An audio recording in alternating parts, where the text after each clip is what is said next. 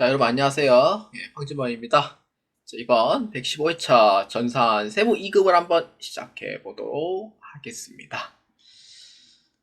전산 세무 2급 어렵죠? 어렵습니다. 여러분들 처음 이제 전산 세무 2급 할 때 어렵습니다.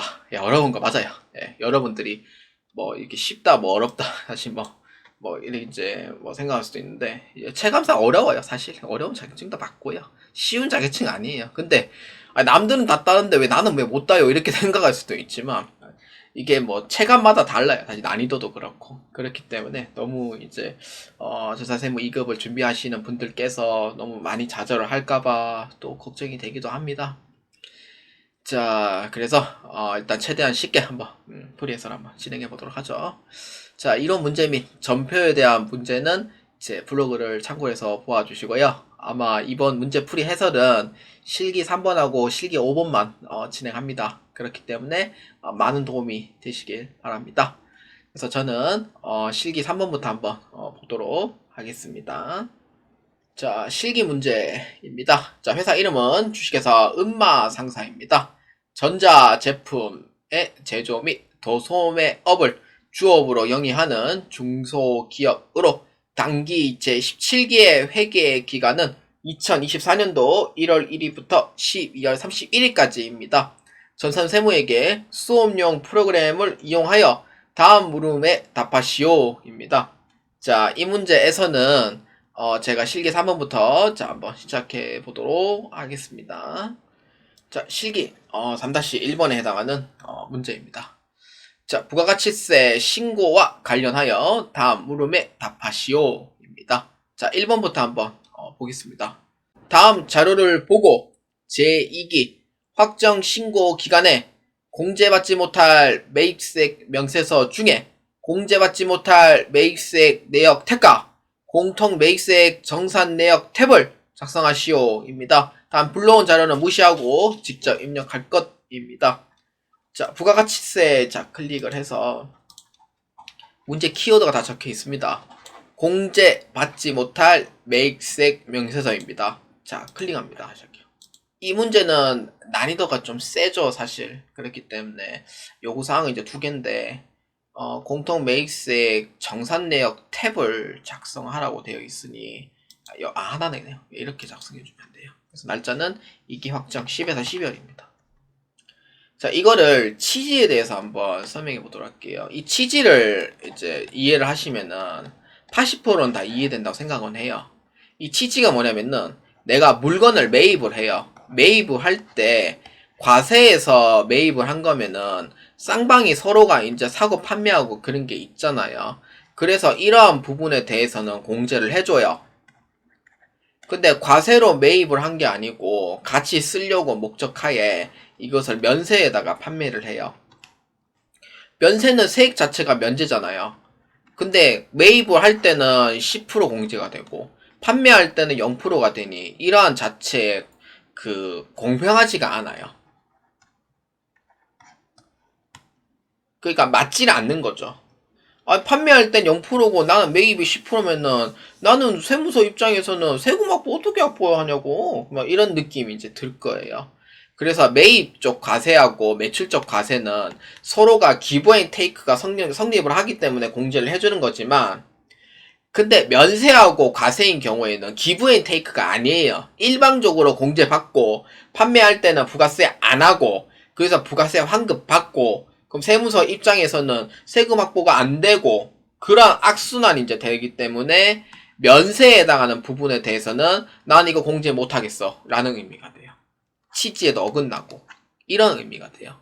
그래서 이러한 사항을 봤을 때 내가 이제 기계를 만약에 구입을 해가지고 이제 물건을 생산해가 판매를 할 거잖아요. 그래서 판매를 했는데 이 전체 비율이 면세하고 이제 과세 전체 판매 금액에서 면세 비율이 아마 이 정도 나올 것 같다라고 이제 생각을 해요. 그럼 나머지 거는 과세에 대한 비중이 되는 거죠. 이렇게. 근데 만약에 이제 이 면세 비중에 대해서 공제를 해버리면은 아까 얘기했듯이 세금은 누가 이제 거두어서 확보를 할 거고 국가를 위해서 어떻게 이걸 쓸 거냐 못 쓴다는 의미가 돼요. 그러니까 형평성이 어긋나죠. 내가 세금 안 내려면 나는 차라리 그냥 면세를 판매하는 게 나아요, 오히려.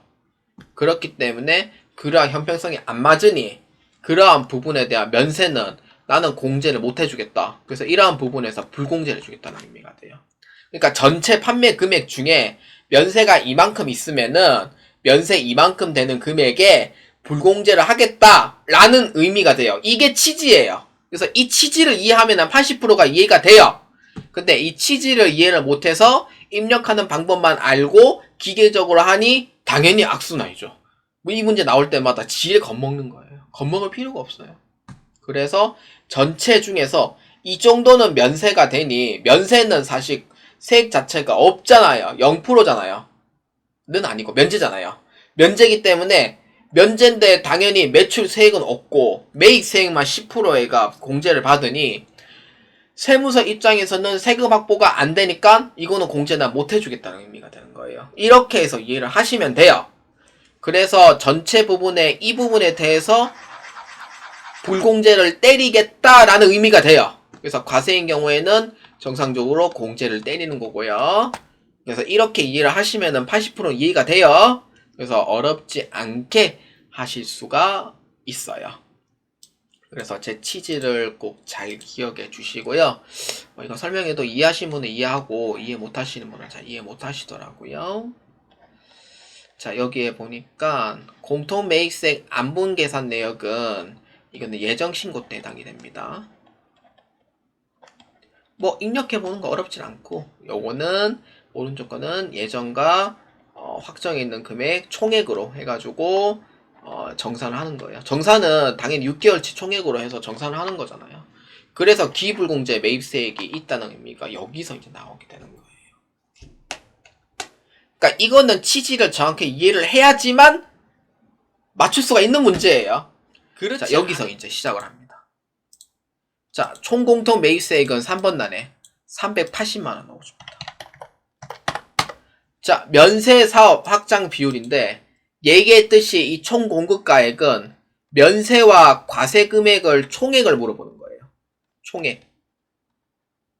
총액이 만약에 1억이다. 면세가 3천만원이다. 그럼 비율 얼마예요? 30% 이렇게 나오는 거야. 전체 금액 중에서. 면세가 3천만원이다. 이렇게 돼요. 그래서 총 공급가액은 얼마냐면은 이 두 개 더해주면 되죠. 얼마? 5억 원입니다. 예정, 확정 다 합쳐서 넣어줘야 돼요. 그 중에 면세 얼마예요? 1억 5천만 원. 예정, 확정 합쳐서. 그래서 면세 비율 얼마? 30%가 돼요. 114만 원에 기불공제 매입세 50만 원 빼면 얼마?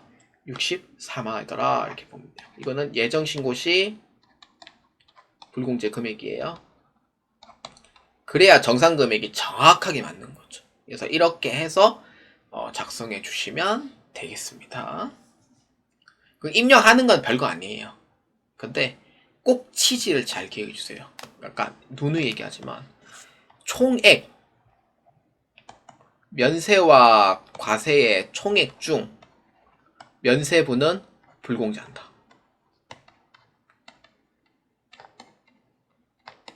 이거를 잘 기억해 주시길 바랍니다.